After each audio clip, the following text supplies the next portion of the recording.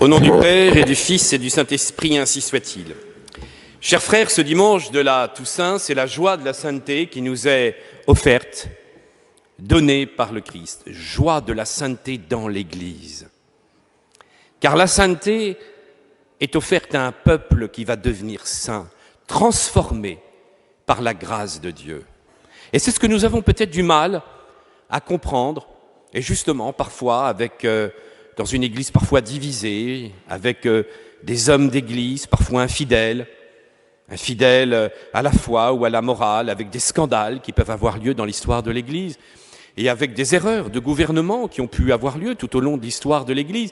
Et du coup, Dieu sait que souvent les ennemis de l'église reprochent profondément dans l'histoire de graves défauts, parfois en ne comprenant pas le contexte, en exagérant les faits, bien entendu.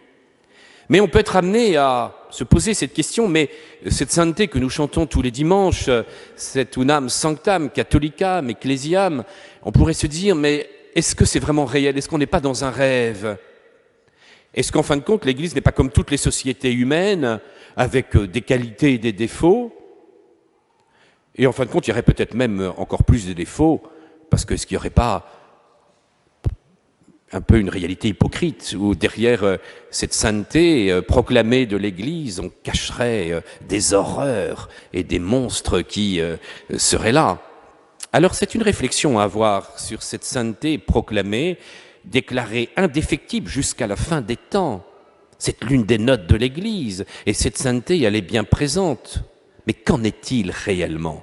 Comprenons d'abord ce qui se passe depuis le mystère de la croix et depuis la Pentecôte. Qu'est-ce qui se passe pour que des hommes deviennent saints? Car la sainteté dont il est question, cette descente du Saint-Esprit qui va être répandue en abondance, c'est une véritable provocation dans le Nouveau Testament, car le Seigneur nous invite à être saints comme il est saint, comme son Père est saint. Saint Paul nous dit, soyez les imitateurs de Dieu. Comment peut-on vivre une telle sainteté? Être les imitateurs de Dieu, c'est une provocation inouïe. Personne ne peut être comme Dieu, surtout pas des hommes qui sont blessés par le péché originel. Et pourtant, le Seigneur nous invite à le vivre. Parce que la sainteté du Nouveau Testament, de cette nouvelle alliance, c'est bien la présence de Dieu qui vient en nous. C'est une grâce inouïe qui s'est manifestée à partir de la Pentecôte grâce à la croix, grâce au sang du Christ. L'Esprit Saint a été répandu en abondance. Et Saint Paul nous dit, vous êtes les temples saints. Saint Pierre nous le dit aussi, vous êtes le temple. Qu'en est-il alors? C'est quoi le temple? C'est quoi cette sainteté dont il est question? Vous le savez, la sainteté dans l'Ancien Testament, c'était le Saint des Saints. C'était là où il y avait la présence de Yahvé. C'était un lieu redoutable de l'immensité, de la grandeur de Dieu. Quand le grand prêtre était impur et qu'il rentrait dans le Saint des Saints, il mourait. Et il était calmé. Il est donc... il est incroyable de concevoir l'immensité de cette sainteté divine qui terrorisait quasiment dans l'Ancien Testament. Mais la sainteté est bien là, de la présence de Dieu. Simplement, ce n'est plus le Saint des Saints, lieu unique au monde, où on approchait à la fois avec terreur et sens, bien sûr, de la transcendance et du repentir.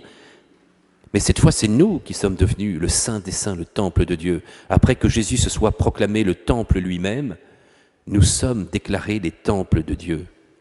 Ça veut dire que la grandeur de la sainteté dans le Nouveau Testament, c'est que la Trinité vient en nous. Nous viendrons en vous et nous ferons notre demeure. Nous sommes sanctifiés par le baptême, par cette présence de Dieu. Le sang de la croix s'est répandu. Il coule dans nos veines de par l'action du Saint-Esprit. Et nous pouvons maintenant être des saints. Nous pouvons grandir dans cet amour de Dieu et la joie de savoir que la sainteté vient en chacun de nous. Où en sommes-nous dans notre vie de prière, dans cette recherche de la sainteté? Où en sommes-nous dans le combat spirituel pour être des hommes nouveaux? Où nous sommes toujours appelés, évidemment, au combat spirituel, car c'est tout le mystère de cette sainteté, c'est bien la présence de Dieu qui vient en nous, mais de cette rencontre avec la liberté.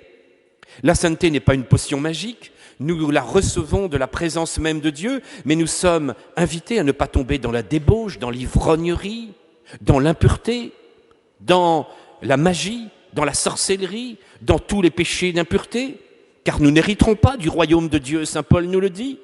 Nous sommes appelés à vivre un vrai combat spirituel dans la sainteté. Où en sommes-nous dans ce combat spirituel? Est-ce que nous nous confessons bien tous les mois? Est-ce que nous assistons à la messe en semaine?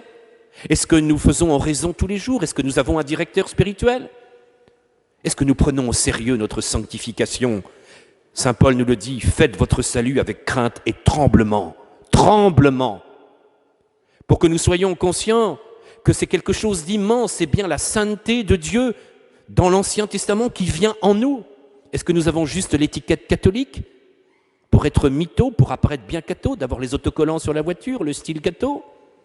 Ou est-ce que nous vivons réellement de cette présence même du Seigneur en nous, une intériorité profonde pour être transformée par la gloire de Dieu? L'essentiel est là. Nous sommes appelés ce matin à méditer sur ce qui doit être le plus important de notre vie pour nous et pour les enfants, pour toute votre famille. La sainteté de Dieu est-elle en nous? Est-ce que nous prenons au sérieux cette sainteté avec bien sûr tous nos défauts? Mais est-ce que c'est l'essentiel? Alors nous appartenons à un peuple saint et c'est notre joie. Nous appartenons à un peuple saint qui est avant tout ce corps du Christ. Saint Paul nous le dit dans la première épître aux Corinthiens, cette grâce nous a été donnée de par le Saint-Esprit. Et ainsi, les dons de la grâce sont variés. Les fonctions dans l'Église sont variées, mais c'est toujours le même Seigneur. Les activités sont variées, mais c'est partout le même Dieu qui agit en tous. Chacun reçoit le don de manifester l'Esprit Saint en vue du bien de tous. Nous sommes le corps du Christ. Tous, juifs, païens, esclaves ou hommes libres, nous avons été baptisés dans l'unique Esprit pour former un seul corps.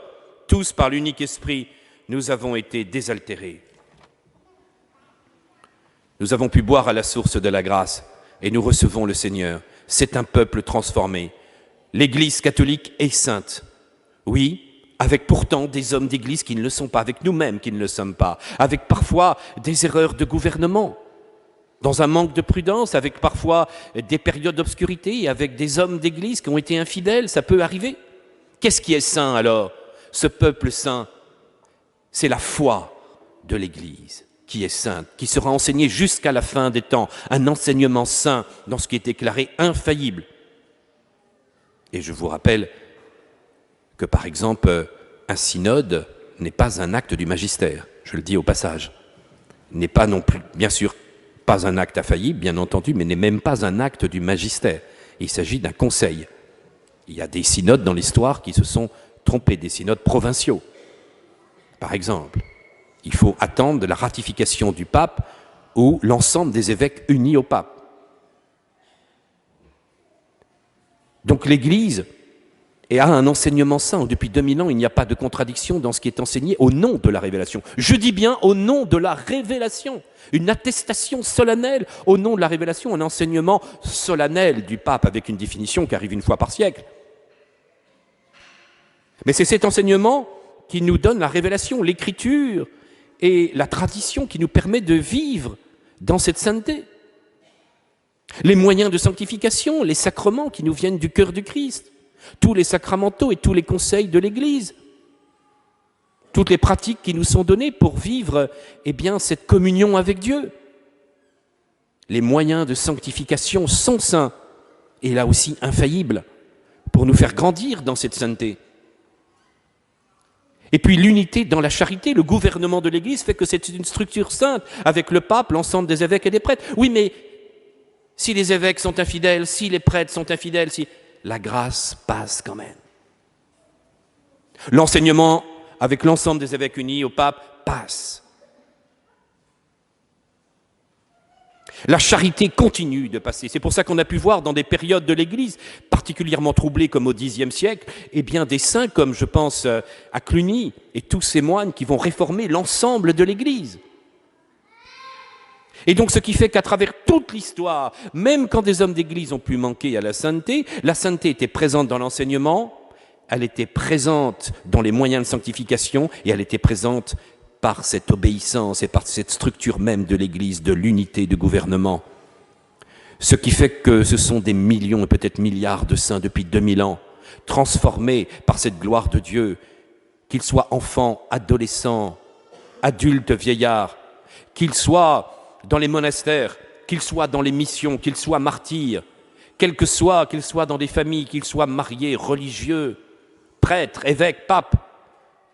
Une multitude innombrable que nous ne pouvons pas compter, et c'était le texte de l'Apocalypse aujourd'hui, multitude d'hommes et de femmes transformés par la grâce de Dieu parce qu'ils appartiennent au corps saint. Soyons heureux d'être dans l'Église, même s'il peut y avoir des périodes de troubles et difficiles. Soyons heureux d'être transformés par le sang du Christ, parce que c'est un corps. Le corps peut parfois avoir des membres qui sont morts ou malades pendant un certain temps, parce que le sang ne circule plus à cause du péché mortel, alors le sang n'est plus là. Et le doigt peut tomber. Mais par la confession, le membre peut revivre. Que ce soit le péché mortel, l'hérésie volontaire, le schisme volontaire, des membres peuvent être morts.